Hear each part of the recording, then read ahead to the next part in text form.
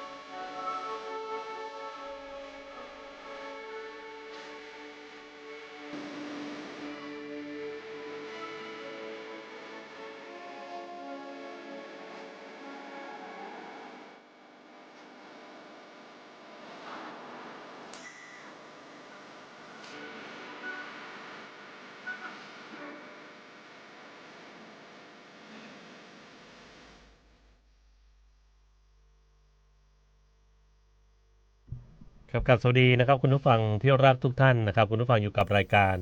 คุยข่าวอปมชทางสถานีวิทยุกระจายเสียงแห่งประเทศไทยนะครับหรือว่าสวทเชียงใหม่ครับวันนี้พบกับชูชาติพลทองครับอปมชจากอำเภอสันทรายครับ วันนี้ไม่ได้มาคนเดียวครับมากับคู่หูนะใครที่ถามไทยไว้มาแล้วครับสวัสดีครับป้าต้อมครับ เจ้าสวัสดีน้องชาสวัสดีผู้ฟังนะเจ้าป้าต้อมมาละเจ้าพัฒนาสิงหาวงศ์นะเจ้าอปมจจากสั้นกำแพงเจ้ามีก็คนถามหา FC ถามหาป้าต้อมนักขนาดเลยเป็นจะได้ว่ามาเอาไปชาร์จแบตเจ้าไปชาร์จแบตนึงหรอไปชาร์จแบตเพราะว่าคือมันยังมีค่าแมลงอยู่นิดหน่อยค้างนิดหน่อยหมอก็เลยต้องฮื้อคีโมอันนี้คือเตือนสุดท้ายแล้วนะยังมาเตือนสุดท้ายยังค้างเดือนนึง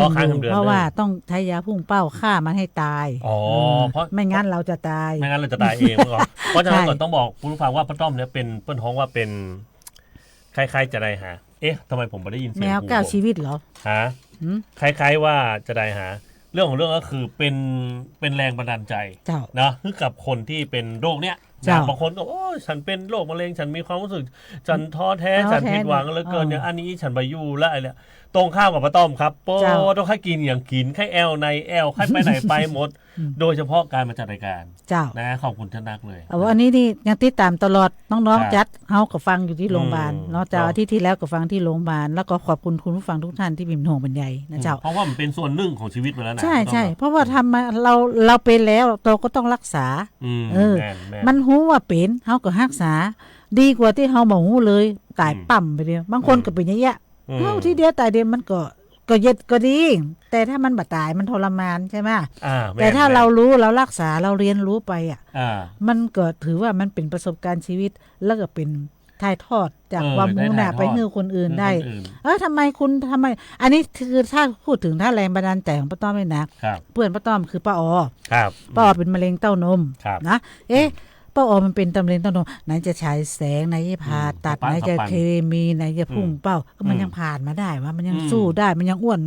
ตุ้ยนุ้ยอยู่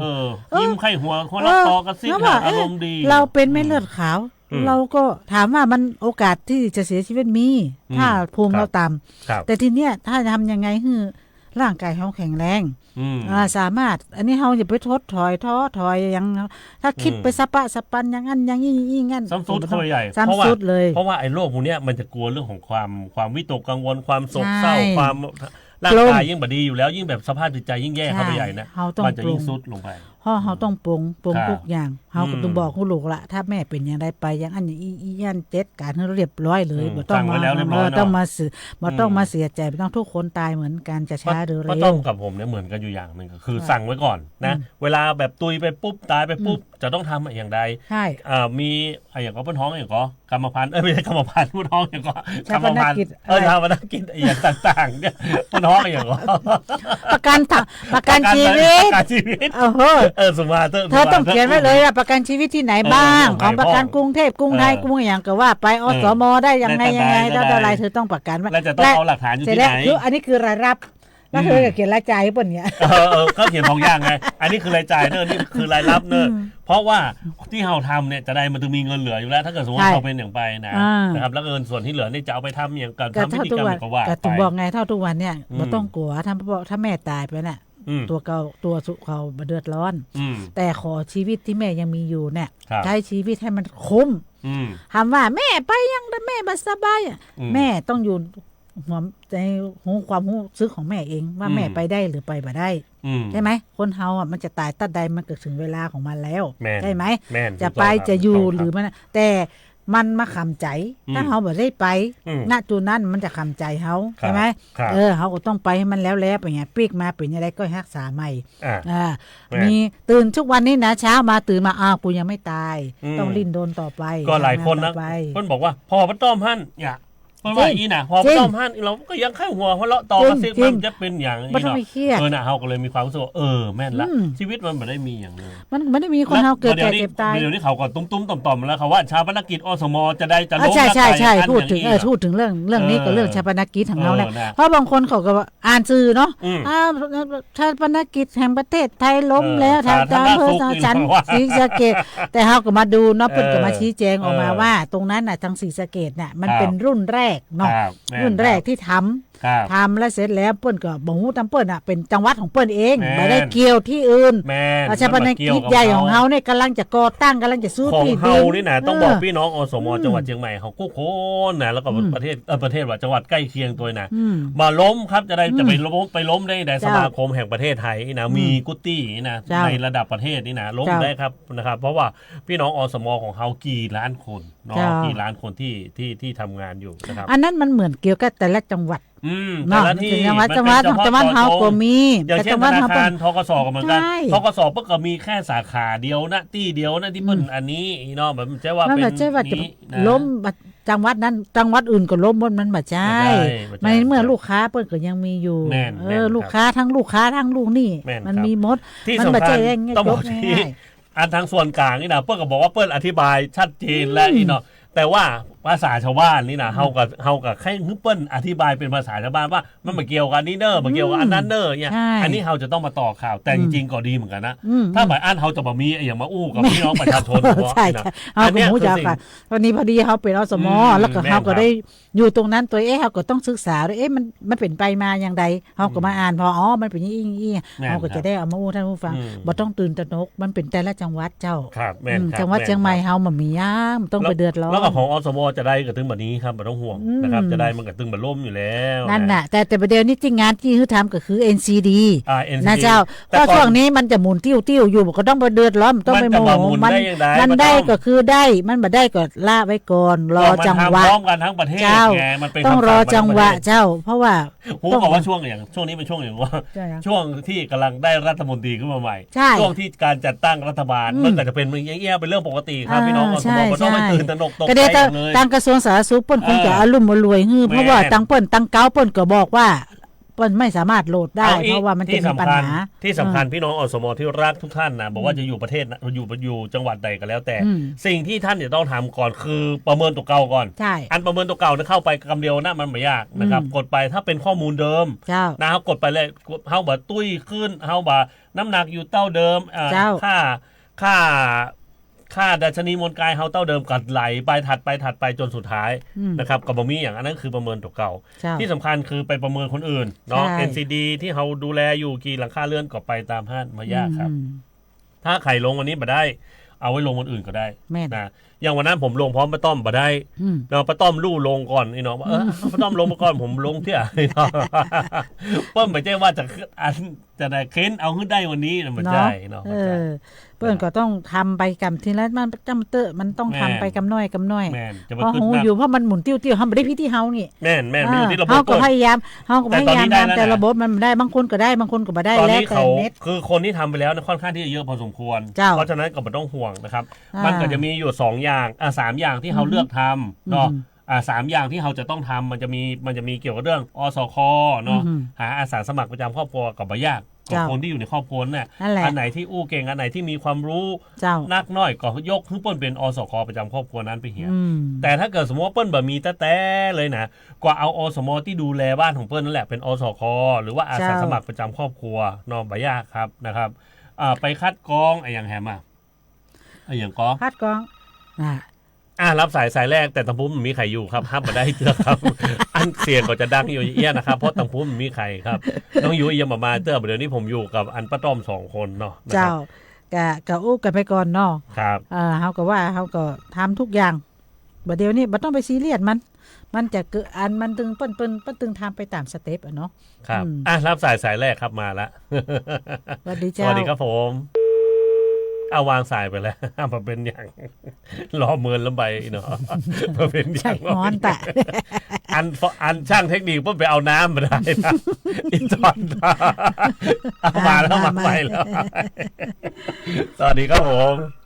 สวัสดีค่ะดีใจค่ะป้าต้อมกลับมาแล้วมาแล้วดีใจนี่ชื่นใจแม่ลิมค่ะแม่ลิมค่ะอยู่แม่ลิมนะครับฟังชัดเจนดีเนาะครับชัดเจนค่ะนี่ก็เป็นมะเร็งเหมือนกันโอ้ครับผมแล้วเป็นจะได้บ้างเป็นมะเร็งลำไส้ค่ะระยะที่3รักษาได้อยู่นะครับรักษาได้อยู่เจ้ารักษาได้อยู่เป็นอย่างรักษาค่ะครับผมครับผมอะไรเสร็จหมดแล้วรักษาที่ไหนเจ้าที่ไหนนครพิงค์ค่ะโอ้เหมือนกันเจ้าหมอเก่งประเด็นนี้หมอมันเก่ง นั่นแหละ เราต้องอยู่กับมันให้ได้ ครับ เราอย่าไปต้องเราอย่าไปคิดว่ามันอยู่กับเรา เราต้องมาอยู่กับมัน เราต้องทำทุกวิธีทาง ไม่ให้มันอยู่กับเราทำจิตฟังทุกเสาร์อาทิตย์ฟังทุกเสาร์อาทิตย์ฟังตลอดครับเป็นจะได้พ่อครับผมดีค่ะดีชอบเขาเถียงกันนี่เนาะครับคนปักใต้แต่มาอยู่เชียงใหม่เหมือนกันเลยเนาะคนปักใต้มาอยู่นี่โอเคขอบคุณจันนะครับผมขอบคุณค่ะเจ้ารักษาสุขภาพนะเจ้าขอบคุณค่ะจ้าชื่นใจเห็นไหมมันก็เป็นกันโน้ชื่นใจก็ชื่นใจกะนะเพิ่นก็บอกว่าเพิ่นเป็นมะเร็งเหมือนกันเป็นมะเร็งลำไส้แต่ว่าเป็นระยะที่3เราอย่าไปท้อถอยหายได้มันก็หายได้ถ้ามันก็ยังอยู่ชีวิตเราอย่าไปเรากะว่าอยู่จะ30 ปี20 ปีถ้าเราไม่ทำอะไรเลย5 ปีกูไม่รอดแม่นต้องลุกขึ้นมาสู้แม่นถูกต้องบางคนบอกโอ้ฉันท้อแท้เหลือเกินเนี่ยฉันคือสมมติร่างกายแข็งแรงเพราะปกติแต่ไปท้อแท้เรื่องอื่นเนาะท้อแท้เหลือเกินบ่อยากอยู่และอย่างอย่างอีคนที่เปิ้นห้องจะไหนอย่างป้าต้อมนี่บ่สบายอ้อมป้ออ้อมปล่อยเปิ้นยังอยากอยู่ในโลกนี้เนาะแต่อันนั้นแบบแข็งแรงแต่ว่าบ่อยากอยู่เขาก็บอกว่าเปิ้นก็ยังอยู่รับสายนึงครับสวัสดีครับสวัสดีครับผมบรินทร์เมืองแก้วนะครับผมรายการของป้าต้อมการอันดวงเป็นประจำเสาร์อาทิตย์นะครับขอบคุณกันนักเลยครับผมครับผมก็ฟังทุกเสาร์อาทิตย์เหมือนกันเจ้าชัดเจนดีกว่าครับแม่พร้อมกันบางคนกับแม่พร้อมกันมันแล้วแต่เพราะว่าอาทิตย์เสาร์ที่แล้วก็ต้องมาอยู่ต้องไปหงยาไปโชว์ของคนวันนี้เนาะเจ้ายู่มาน้องยุ้ยกำลังมาเจ้าหายไปไหนโชว์ของคนเนี่ยเจ้าหายไปไหนโชว์คนเนี่ยน้องยุ้ยกำลังมาแต่แม่หลวงนี่ภารกิจนี่ภารกิจนักแกมือเนี่ยป้าหลวงครับดีนักครับผมเจ้าเป็นคนพิการได้สายตานะครับโอ้ครับผมยินดีนักเลยครับผมครับขอบพระคุณอย่างสูงเลยครับสวัสดีครับครับสวัสดีครับชื่นใจนะขนาดว่าเปิ้ลมาได้เปิ้ลมองมาเห็นนะแต่เปิ้ลก็ยังอยู่ในโลกนี้หันกอเปิ้ลมาได้เกิดความท้อแท้อย่างสักอย่างนะครับเพราะฉะนั้นเนี่ยต้องฝากไว้กับคนที่ครบอาการครบ32นะสุขภาพก็ดีเองก็ดีนะเพราะฉะนั้นมันแบบมีอย่างที่มันดีไปกว่าเรื่องของสุขภาพแล้วนะถ้าท่านสุขภาพดีอย่างอื่นเดี๋ยวตามมาหมดละนะครับก็ต้องห่วงบอกว่าอะไรจะเกิดก็ให้มันเกิดแน่นอย่าไปฝืนให้มันปล่อยไปตามกรรมจริงๆนะให้เล่าเรื่องหนังเหมือนกันแต่น่าจะมาได้เดี๋ยวเป็นการเป็นโฆษณาขึ้นปุ่นเนาะอันเจ้านี้อู้กับป้าต้อมไว้ว่าเกี่ยวกับเรื่องชาปนกิจเกี่ยวกับเรื่องอสมเกี่ยวกับเรื่องจังหวัดเชียงใหม่ของเฮานะหลายอย่างเลยวันแต่ว่าวันซืนเที่ยงคืนครับเปิ้นชุดปฐมกับบึ้มเป็นเรื่องในงานเรื่องในงานอย่างกับมาหูเรื่องในงานอย่างกับว่าตัวจีนกะเขาหูตัวจีนค้างไปละนะทีนี้เปิ้ลก็ไปซ้อหาเพราะว่าใครเป็นคนจูนประเดี๋ยวนี้เปิ้ลยับได้แล้วเนาะนะครับก็ตามเนื้อข่าวก็บอกว่าเป็นชายอายุ20 ป่ายเนี่ยเปิ้ลบอกว่าจุดไปเพราะความคึกขนองให้ตีนคันมือนั่นน่ะก็บ่ฮู้เหมือนกันกับเปิ้ลอยู่บริษัทแถวฮั่นเนาะก็แล้วแต่ทางเจ้าหน้าที่เปิ้ลจะสอบสวนแต่บางสิ่งบางอย่างมันเจอหน้าเทศกาลมาจุดได้มันก็พี่สังเกตมันจะหน้าเทศกาลก็จุดบ่ได้ครับในเวียงนี่เปิ้นตึงเหมือนจุดอยู่แล้วเป็นเลสโซนครับมันจุดบ่ได้จีบ่ได้เนาะนะครับคนเฮามันก็อย่างเงี้ยการขนาดขัวนวราชจุดอันลูกปิงปองก็ยังไล่กันลุบๆลับๆหั่นไอ้น้องก็ไม่ได้คือจุดไอ้น้องเพราะมันเป็นเลสโซนมันใกล้โรงพยาบาลคนเฮามันก็ยังว่านะกะก็เปิ้นฮ้องหายตีนคันมืออยู่บ่ได้บ่ชอบอันนี้น่ะถ้าจุดแหมกรรมนี่น่ะไปจุดปุ้นเด้อหางลงปุ้นน่ะไปเหี่ยวก็ไม่ได้หางดงได้อ๋อเดี๋ยวลองถามมาก่อนเพื่ออนุญาตก่อนสวัสดีน้องยุ้ยครับผมสวัสดีคุณผู้ฟังนะเจ้าแล้วก็สวัสดีทีมอปมชของเฮาตัวเล่นกันมาได้หายใจหายคอแต่หนาป้าหลวงนี่จะไว้เวรแต่เขาหน้าก่อนมาขวายแล้วดอกเขาน่าจะดักมาจะเคมันอ้วนเว้ยเจ้าสวัสดีเจ้านุ้ยใจด้วนขยันอปมชจากอำเภอหางดงรายงานตัวต้องบอกว่า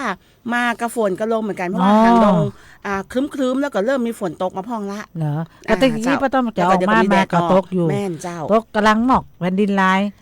ถนนเขาเดินก็กำลังตั้งเวทีกันกำลังตั้งครัวกันเนาะก็คือได้ก็คือโอเคแต่มันก็ มาถึงก็เป็นลมหลวงเนอะ เจ้า ถ้าลมหลวงมาเนี่ยนักแก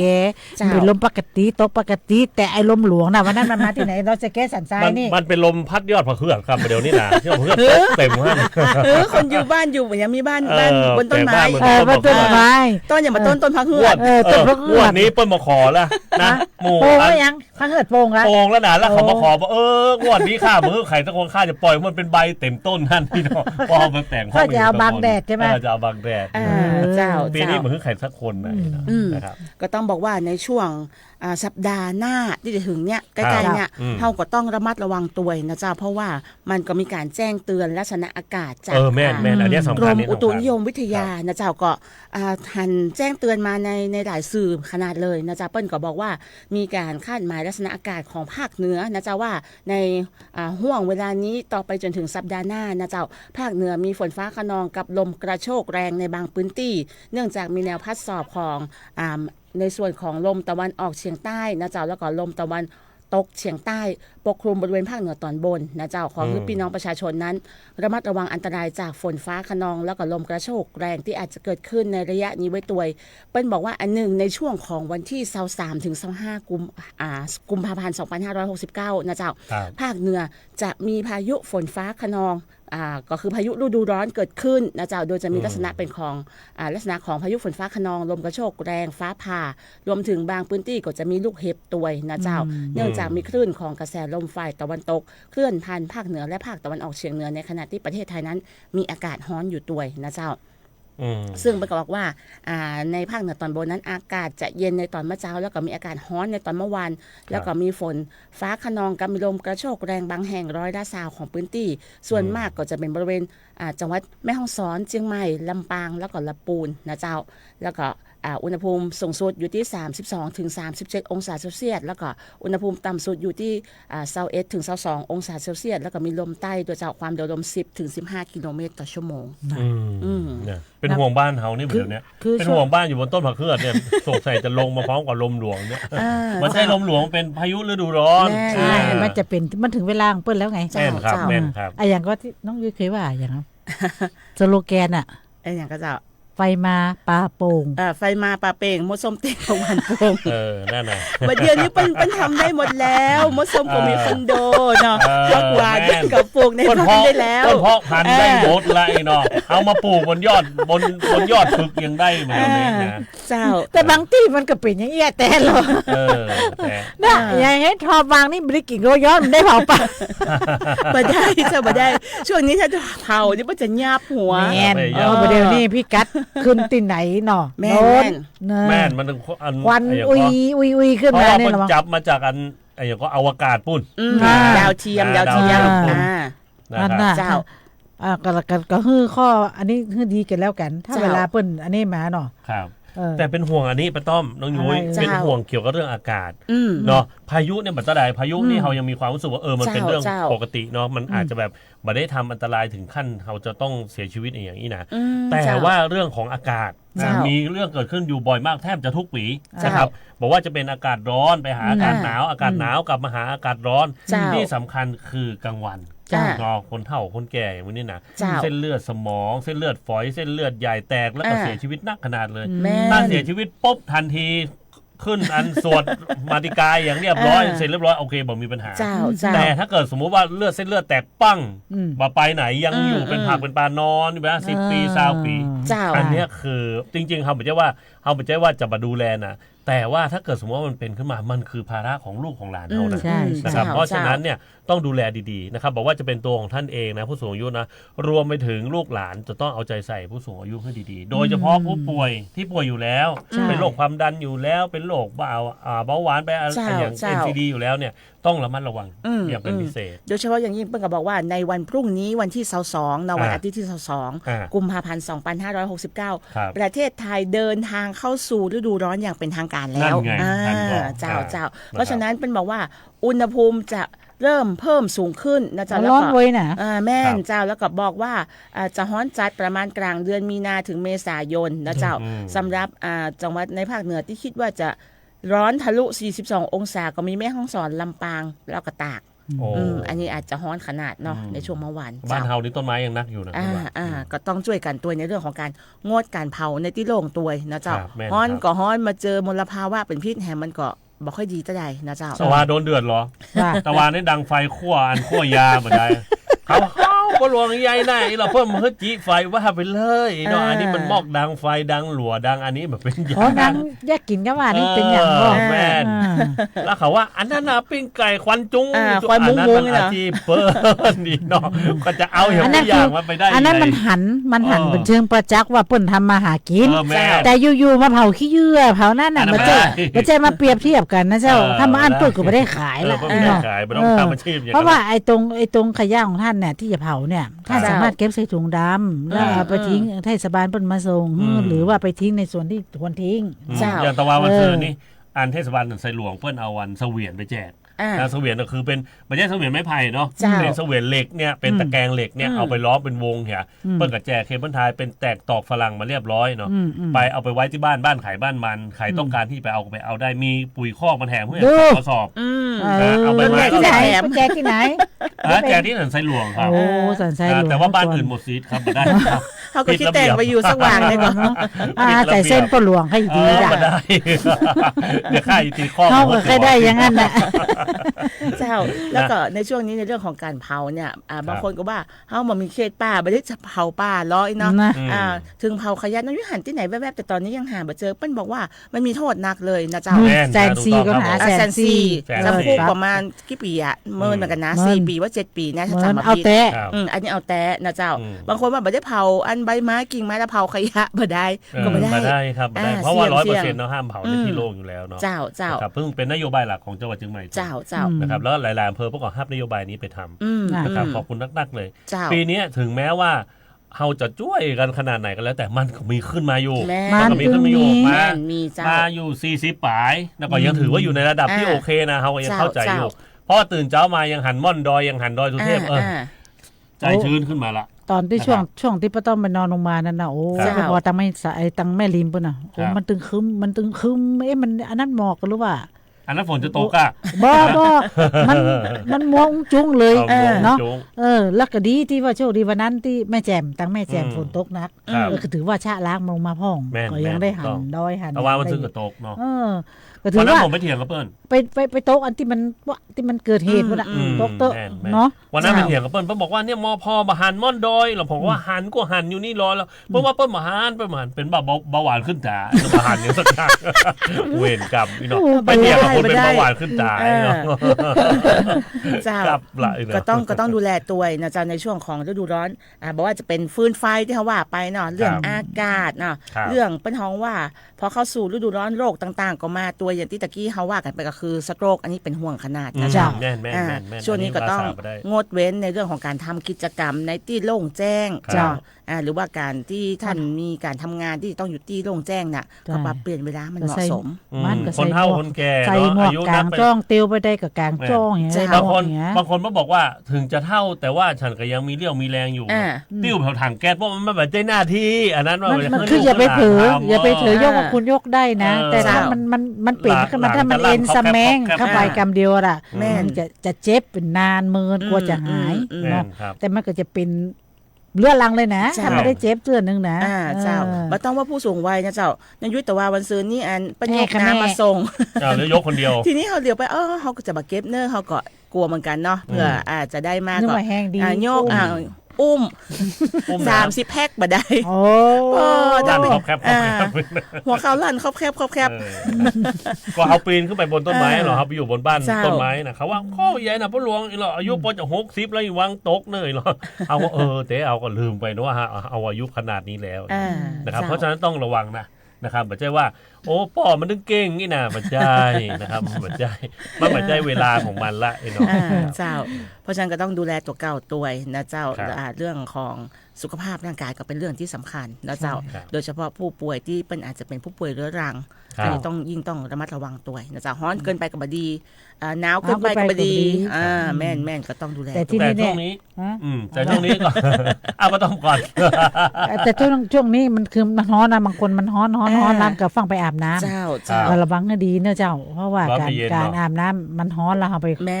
เอาน้ำเย็นกระทบเนี่ยอย่างนี้ได้ก่อนถ้าฮ้อนก็อาบน้ำอุ่นนี้ได้ก่อนถ้าฮ้อนเขาใหญ่เนาะไม่ความจริงอะมาตรฐานนะป้าจะอาบน้ำอุ่นก็ได้อยู่อย่าไปน้ำอุณหภูมิปกติ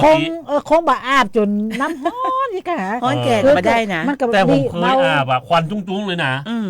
อย่างสมมติว่าตัวเขาเย็นอยู่เมื่อก่อนแล้วเอาน้ำอุ่นราดลงไปปุ๊บนี่นะผักบัวลงมาปุ๊บเนี่ยแล้วไอของเขาเนี่ยมันขึ้นมันขึ้นในห้องน้ำเต็มเลยแต่ดีถ้ามันเป็นไฟมันจะลุกบลึบเอากะขนาดนั้นเลยกะไม่เครื่องปรับสภาพเขาต้องปรับสภาพให้เขาเทตั้งแต่เท้าขึ้นมาข้างบนไม่ใช่รอหัวถ้ารอหัวไปนี่เรียบร้อยเลยนะเจ้าเขาโดนน้ำเหมืองได้ก่อนได้กะโดนน้ำเหมืองสัญชาตญาณมันต้องตีลงก่อนถ้าหัวลงนี่ก็ผมว่า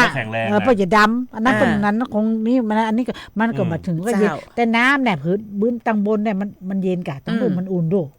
แม่แต่สังเกตตะกอนว่าเขาชอบไปแจ้น้ำนะในน้ำเมืองในแม่น้ำอย่างนี้นะเพราะตังลุ่มมันอุ่นดูสิแต่ได้น้ำมันขึ้นเห็นไหมแต่ตังลุ่มมันอุ่นตังลุ่มมันเย็นแต่ถึงจะโดดน้ำอย่าได้บดีลืมนะเจ้าว่าจะว่าฮ้อนโดดลงน้ำลืมไปว่ายน้ำมาฉากก็ได้นะก็มีอยู่เตือนหรออันนั้นจะโดดน้ำตายสมาเตอเนาะพี่น้องประชาชนลืมคิงว่าตัวเก่าว่ายน้ำแต่เขาว่ายน้ำของฝั่งกับอีกมีเจ้าพออู้ถึงเรื่องโดดน้ำก็นึกถึงใกล้จะปิดเทอมอันนี้ก็ต้องบอกกันแถมครั้งนึงเนาะว่าต้องระมัดระวังตัวในเรื่องของน้องๆเนาะน้ำกับละออนนี่ของกู้กันเจ้าถ้าเขาบอกจะเชื่อก่อนว่าเชื่อก่อนที่ได้กับกู้ครั้งเนี่ยถ้าเกิดสมมติว่าช่วงปิดเทอมนี่นะบอกว่าแต่ละโรงเรียนเนาะประสานกับกรมป้องกันและบรรเทาสาธารณภัยทุกที่นะเปิ้ลต้องมีโครงการช่วยเหลือเด็กจมน้ำเนาะป้องกันเด็กจมน้ำแล้วเปิ้ลจะมีวิธีการสอนเนาะกุตี้อ่ะนะถ้าอันเทศบาลอายุก็แล้วแต่มีหมดนะครับจัดโครงการนะครับหรือบางอันก็เอาบรรจุไปอยู่ในแบบเรียนแบบสอนของโรงเรียนไปเลยเป็นหลักสูตรของโรงเรียนไปเลยเนาะเพราะว่าเขาเองในบรรพื้นฐานเลยนะเขาจะต้องว่ายน้ำจ้างนะครับเพราะว่าจะเกิดสถานการณ์อย่างนั้นเพราะว่า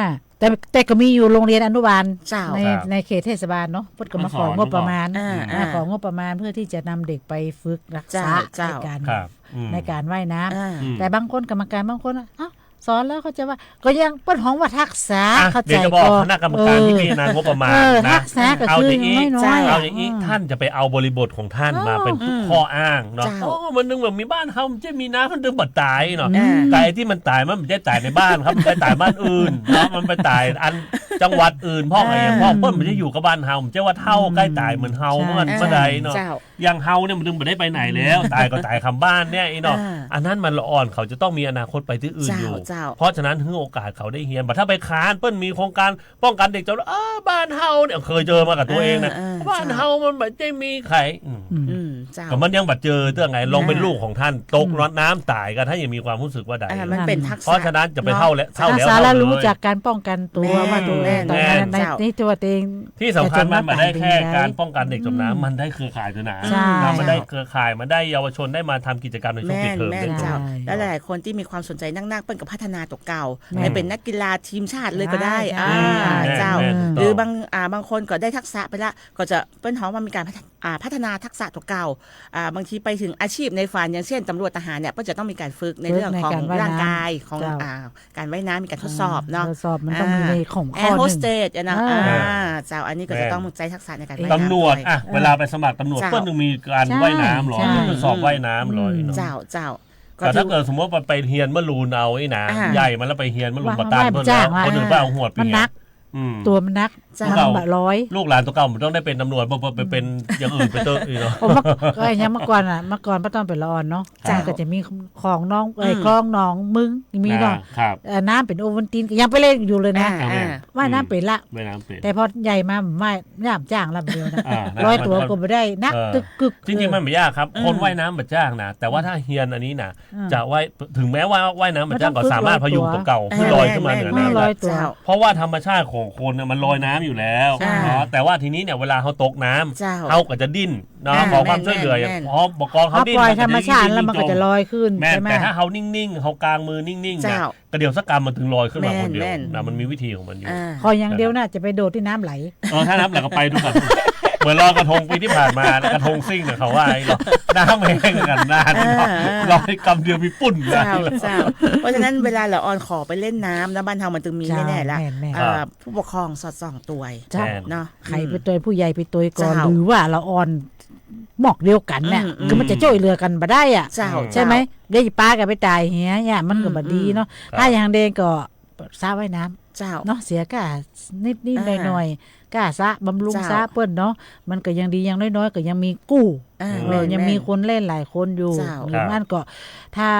ลูกหลานเฮายังบ่เก่งบ่กล้าในการว่ายน้ำเนาะผู้ปกครองก็น่าจะตัวไปที่ห้องเนาะไปดูตัวเจ้าอันนี้เฮาก็จะไปละเลยถ้ามันเกิดอย่างขึ้นมาจะมากินแหนง เจ้า แต่ฮู้อีมันจะมีคำว่าฮู้อี ฮู้อีจะมาเป็นจะอ่านฮู้จะอ่านจะมาเป็นจะอี นั่นแหละ สุดท้ายก็เรียบร้อย เจ้าเพราะฉะนั้นเฮาป้องกันไว้ก่อนที่จะไปถึงการแก้ไขดีกว่า แม่นครับ สบายใจ กว่า ก ถั่ว ว่า จะ ด้วย สุกงาก็ไหม้ไปแล้วนะครับผู้คิงน้ำปิงพอแห้งเรียบร้อย แถมอันนึงที่รู้สึกว่าน่าจะต้องป้องกันตัวนะเจ้าก็คือไฟไหม้ใต้ลามที่เขาว่ากันตะเกียเนาะ โอ้เกิดขึ้นเกือบทุกวัน เจ้า แต่ว่ามันซื้อก็ไม่ แม่นโดยเฉพาะอย่างยิ่งที่ห่วงใยก็คือมักจะเป็นที่ว่างเปล่าแล้วมันอากาศแห้งใบไม้ตกเปิ้นบ่ได้มาพอมากอยเลยห่างดงไหม้ไปหลายรอบแล้วเจ้าอาทิตย์นี้เจ้ารดน้ำต้องออกเกือบทุกวันเจ้าเพราะฉะนั้นก็ฝากกันไว้ตัวสำหรับใครที่มีที่ดินเนาะเจ้าช่วงนี้ก็ไปดูที่ดินของท่านหน่อยละกันจริงๆนะถ้าเกิดไฟไหม้ที่ดินว่างเปล่าของท่านน่ะท่านต้องรับผิดชอบนะถ้าเกิดมันลามไปที่อื่นนะถึงแม้ว่าฉันซื้อไว้70,000แล้วฉันก็ไม่ได้อนุญาตพวกครูว่างคุณปล่อยปะละเลยไม่ไปดูแลทำให้มันเกิดเหตุไอ้คนที่มันอ้างว่าคนเอาบุหรี่ไปจุดอันนั้นหมูอันนั้นมันจับจังหวะแต่ของบ้านของคุณที่ของคุณต้องรับผิดชอบเจ้าต้องบอกว่ากรณีศึกษานะที่เจอมากับตัวเองเนาะ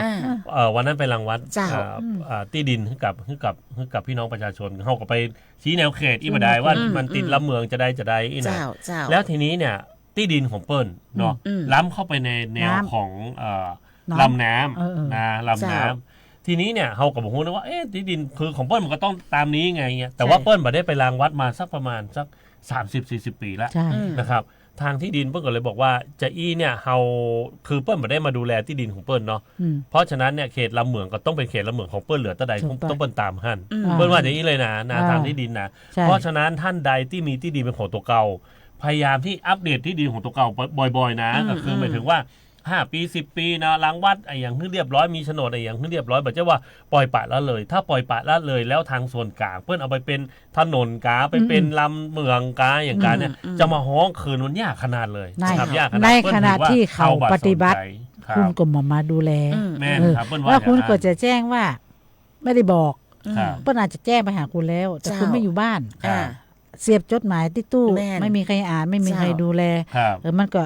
ไปปาแล้วเลยเพื่อก็ถือว่าเพิ่มเสยแล้วไงถือว่าวันนี้เพื่อก็ทำเพราะว่าต้องเร่งทำไงถ้าไม่ทำมันมาติดแค่บ้านคุณเนี่ยมันก็จะมีปัญหามันพ่วงกันเป็นลูกโซ่เจ้าเพราะว่าถ้าหากว่าเฮาบ่ได้ไปดูแลที่ดินเฮาแล้วมันมีการรกร้างว่างเปล่าแน่นอนว่าอย่างเช่นสัตว์เลื้อยคลานก็เข้าไปอยู่แล้วบางทีมันมีบ้านอยู่ในละแวกนั้นนะจ๊ะที่เป็นที่ดินว่างเปล่ามาก่อนแล้วมันมาสร้างบ้านนั่นน่ะมันก็จะมีคนมาร้องเรียนแถมว่าท่านบ่ได้ดูแลที่ของท่านทำให้มีสัตว์มีพิษเนาะหรือว่ามันเสี่ยงต่อการที่จะเกิดไฟไหม้เนี่ยแล้วก็บางทีสัตว์มีพิษเนี่ยก็เข้ามาในบ้านเปิ้ลก็จะไปพ่วงมันในส่วนของเหตุเดือดร้อนรำคาญแถมก็ต้องมีการร้องเรียนกันแถมแล้วก็จะต้องมาตรวจสอบมาอู้กันทำงานอยู่ก็วันนั้นก็มีอยู่ที่นึงเป็นที่รกร้างว่างเปล่าคือที่ของคนเนี่ยแต่ว่าคนเปิ้ลไม่ได้มาดูแลเนาะหญ้ามันก็ไหลออกจากที่ของตัวเก่าน่ะไหลออกมาถนนหลวงแล้วเขาก็ไลน์มาบอกว่าเนี่ยอย่ามาตัดหญ้าอย่างอันนี้เขาก็ว่าบ่ต้องบอกให้เทศบาลมาตัดปล่อยมาเลื้อยออกมาอย่างอันนะไอ้น้องถ้าจะตัดให้เจ้าของที่นะมาตัดเพราะว่ามันไหลออกมาจากที่ท่านลูกไอ้น้องแล้วเทศบาลเข้าไปไม่ได้ตัวแม่นถูกต้องแล้วเกิดปัญญาอย่างพิษทันทีไอ้เจ้าของตีมาฟ้องร้องไงมันก็บ่ดีหลายอย่างนะเพราะฉะนั้นตีของท่านมีตีแค่ไหนท่านต้องดูแลไม่ใช่ว่าบ่ดูแลถ้าบ่ดูแลแล้วเพื่อเอาไปทำอย่างอื่นแล้วสุดท้ายเปิ้ลมาเก็บภาษีเพราะว่าคุณไม่ได้ทำอะไรเลยแปลงก็2 เท่า 3 เท่าเลยก็แบบนี้ถ้าน้องยุ้ยนะน้องอยู่เทศบาลนางชุชาติอยู่เทศบาลมาก่อน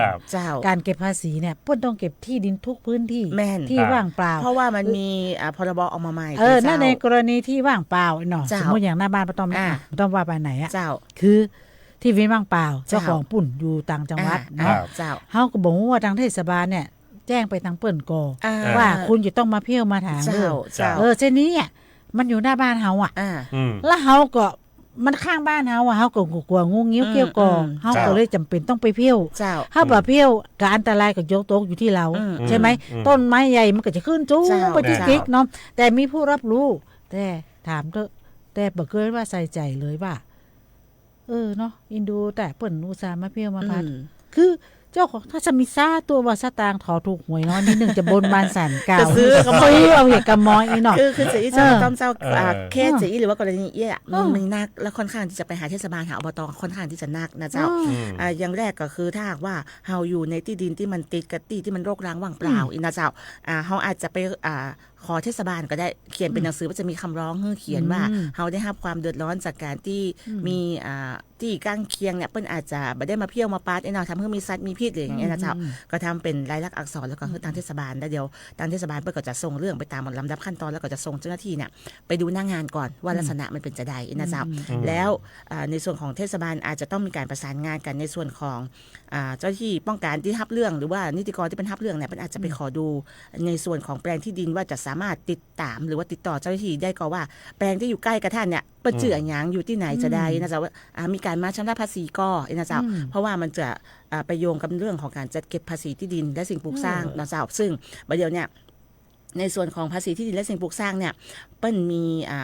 ระบบภาษีที่มันออนไลน์เนาะเจ้าแล้วก็ทีนี้มันสามารถยิงจาก Google Earth ได้ตัวมันก็จะหันรูปแปลงที่ดินเนาะก็จะอนุมานได้ละว่านี่เป็นที่ดินของไผชื่ออย่างโฉนดเลขที่ตาใดนะเจ้าแล้วก็เปิ้นก็จะไปติดตามว่ามีเบอร์ติดต่อมีอย่างก่อเปิ้นก็จะเอาเบอร์ติดต่อกับที่อยู่ที่ใดเนี่ยแล้วก็แจ้งเป็นหนังสือไปยังเจ้าของนั่นจะมันก็จะมีกระบวนการของมันอยู่นะเจ้าถึงแม้วันนี้มันยังจะไม่ง่ายแต่แน่นอนว่าเปิ้นจะช่วยท่านในการที่จะไปติดตามให้ไอ้ประเภทกันลึก เจ้าประเภทลึกบานมาสนใจมายังสักยังนั่นคือช่วงเนี้ยถ้าหน้าฝนกับเดือดร้อนเนาะเป็นป่ายุงก็เยอะยุงก็เยอะหลายพื้นที่จะเป็นจะเงี้ยวเกี้ยวก็แล้วหน้านี้ก็คือพึงระวังตัดไฟไม่ตะลำแค่นั้นแหละก่อนสายไฟฟ้าเก่านะอย่างที่อุชาบอกไปหลายรอบเนาะอันถ้าใจมาจนเหลืองชมจนมันแข็งจนแบบมันสามารถเนี่ยเปลี่ยนนะครับเนาะเพื่อความปลอดภัยเนาะแล้วก็สายไฟที่แบบม้วนๆเป็นโค้ดเป็นวงกลมนี่นะอย่างโดนัทนี่นะห้าใจครับแต่ถ้าเกิดสมมติว่าท่านจะใจนะเอาใจที่มันได้มาตรฐานนะแล้วก็จักออกขึ้นหมดนะบ่ต้องไปซื้อเยอะ6 อัน 10 เมตร10 เมตรแล้วใจแต่2 เมตรเนี่ยถ้าท่านจะใจ2 เมตรนะท่านซื้ออย่าง3 เมตรก็ได้นะใจให้เหมาะสมใจให้เหมาะสมนะครับไม่ใช่ว่าม้วนอยู่ในท่านถ้าม้วนอยู่ในความร้อนมันกว่านี้ใช่ไงถ้าซื้อ20 เมตรน่ะน้ำตกเมตรสมมติว่า5 บาทเนาะแต่ถ้าซื้อ2 เมตรเนี่ยไปคิดเมตรละ7 บาทแค่2 บาทแบบนั้นคิดแต่ตัวซื้อถึง10 กว่าเมตรเนี่ยมันเสี่ยงหนักไปคนเฮามันคนเฮานี่แหละเพราะว่าแปลกนะยุทธวิธีมันแปลกนะของที่ลดสักน้อยบาทเดียวกูเอาอยาก100 บาทที่ถึง100อ่ะ99 บาทแต่ข่าวล่ามาเร็วบัดเดียวนี่เลยนะเพิ่นบอกว่าเกิดฝนฟ้าคะนองที่แม่วางลูกเห็บตกตกปนหลวงเป็นจะได้พ่อพ่อหลวงแม่วางเป็นจะได้พ่อเอิ้นมากระบอกประเดี๋ยวนี้ไปเป็นท่านรองมันก็อดีตพ่อหลวงเอาติดปากเนาะท่านรองเป็นได้พ่อเก็บไปดูที่เกิดเหตุหรือยังส่งข่าวมาพ่องไก่เนาะหายแซ่บหายโซแม่หอมหลวงอ่ะเป็นได้ปานนี้พ่อต้อมยังไม่ได้กินเด้อหอมข่าวนะอย่าต้องแนะนำจะอีคือทุกท่านเองแต่ก่อนที่ทำกับข้าวบ่อยแต่ช่วงหลังมาเนี่ยบอกค่อยได้ทำกับข้าวแล้วก็สังเกตเวลาที่เราซื้อของเตรียมเก็บไว้เนี่ยถ้าซื้ออย่างที่มันแกะแล้วเนี่ยมันจังฟอถูกต้องหรอแต่ทีนี้เนี่ยเราซื้อเป็นหน่วยไว้เนี่ยมันมาฟอเนาะถ้ามันอย่างนี้มันจะงอกออกมาเป็นหน่วยเนาะก็เลยว่าต่อไปจะมาซื้ออย่างที่แกะแล้วเนาะจะเอาอย่างที่เป็นหัวนะเพราะเราค่อยได้ทำกับข้าวนะมันจะได้ใจได้อยู่ไม่ต้องซื้อนักไม่ต้องซื้อนักเนาะในบ้านป้าต้องซื้อเป็นกิโลทำกับข้าวบ่อยบางคนว่าบางคนว่าเนี่ยมันเป็นอย่างเราแช่ตู้เย็นเนาะอาหารที่มันเหลืออย่างเงี้ยแช่ตู้เย็นก็ไม่ใช่ว่าจะปลอดภัยนะครับคุณผู้ฟังที่รักเนาะจะเป็นแกงเป็นอะไรอย่างกันแล้วแต่บอกกองแช่ตู้เย็นไว้สักสมมุติเนาะแช่ไว้สัก15 วันนี่นะในหั่นมันจะมีเชื้อโรคที่สามารถเจริญเติบโตได้นะครับเพราะฉะนั้นอาหารที่จะเก็บเข้าตู้เย็นเนี่ย2-3 วันเก็บเอาออกมากินนะครับแต่ถ้าเก็บเอาไว้เมื่อเจ้า ประเดี๋ยวนี้ก็ อืม มาถึงท้ายรายการนะเจ้า จะออกแล้วกะ แม่น ฮะ อู้กันตั้งแต่ ก็เหมือนได้อู้ไปน้อยเดียวเองเนี่ย ฮะน้อยกันน้องยุฟังมาตั้งแต่ในรถแล้วนะ วันนี้คืออสมเพิ่งคุมรายการไปก่อน สมองคุมรายการว่ามันเป็น เจ้า ดราม่า ก็อู้กันมาหลากหลายเรื่องราวแต่ว่าเป็นเรื่องที่อาจจะเกิดขึ้นได้ในห่วงเวลาของฤดูร้อนที่กำลังจะมาถึงเนาะ เจ้า เฮาระแม่ระแม่ระวังระมัดระวัง ระแวดระวัง ระแวดระวังกะว่าจะระมัดกับระแวกไม่เอาอยู่ไหนดีก็ต่อจ้า เจ้าเขาก็ต้องป้องกันไว้ก่อนน่าดีกว่าจะต้องมีการแก้ไขมาดูแล้วก็เป็นกำลังใจให้กับพี่น้องที่ประสบเหตุในส่วนของวาตภัยตัวยนะเจ้าแล้วก็พายุฝนฟ้าคะนองอย่างตะคืนก็เป็นที่จอมตองเนาะเจ้าแล้วก็บ่ายนี้ที่ไอชูชาติอุปจักรีก็คือที่แม่วางแม่ครับแล้วก็ต้องบอกนิดนึงนะใครที่เกิดเจอภัยแบบนี้เราสามารถที่จะไปแจ้งกับทางอบตหรือว่าแจ้งกับทางเทศบาลได้นะครับ ถ่ายรูปไว้ก่อน เจ้าแม่ ท่านแรกนะถ่ายรูปไว้ก่อนมันต้องเป็นอันนี้คือต้องไปเดี๋ยวคือมาพูดบอกการวิธีต่อเจ้าวันนี้ต้องนำรายการคุยข่าวอปมชลาไปก่อนแล้วบอกว่าจะเป็นน้องยุ้ยจารุวรรณขยันอปมชจากอำเภอหางดงเจ้าประตำนะเจ้าพัฒนาศรีหาวงศ์นะเจ้าอปมชจากสันกำแพงเจ้าครับทุกท่านพลทองครับอปมชจากอำเภอสันทรายครับผมเจ้าวันนี้เฮา3-4 คนไม่ใช่4 คนได้มาครบเตือ3 คน3 คนขาดไปคนอันไปกระลมเหรอกันวันนี้ไปกระลมหลวงเจ้าก็จะพลิกมาปะกันแถมครั้งหนึ่งในวันพรุ่งนี้นะเจ้าจะได้ก็ติดตามตัวซึ่งอาจจะเป็นการบันทึกว่าบันทึกเทปนะเจ้าแต่ก็บ่เป็นหยังนะเจ้าก็มี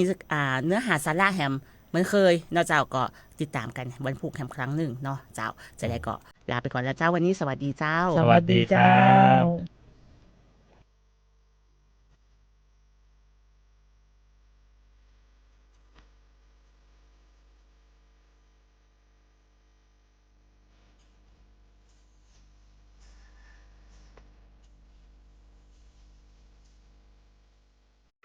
แห่งประเทศไทยและเครือข่ายทั่วประเทศเสนอข่าวต้นชั่วโมงรู้เร็วรู้จริงเกาะติดทุก